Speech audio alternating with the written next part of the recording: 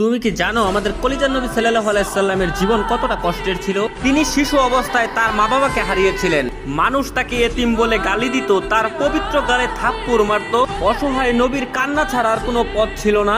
নবুয়ত পাওয়ার পর তার আপনজনরাই হয়ে ওঠে তার চিরশত্রু। তাকে পদে পদে হত্যার চেষ্টা করা হয়।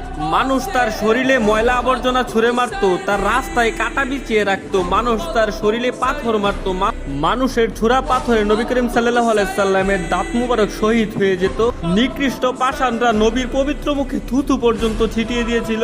নবী করিম সাল্লাল্লাহু আলাইহি সাল্লামের কষ্টের দহন আরো বাড়লো যখন তার শিশুকালে কলিজার 3 পুত্র সন্তান ইন্তেকাল করেছিল। আবার কলিজার নবীর ঘরে চুলাও জ্বলতো না। ঈদের দিনও তিনি না খেয়ে ঈদগাহে যেতেন। ইসলামের জন্য আমার নবী 3 বছর গাছের পাতা খেয়ে বেঁচেছিলেন। এত কষ্টের মাঝে থেকেও আমাদের কলিজার নবী আমাদের জন্যই শুধু কেঁদেছেন। আমার এই অসহায় নবীকে যদি ভালোবাসো তাহলে কমেন্টে লেখো আই লাভ মুহাম্মদ।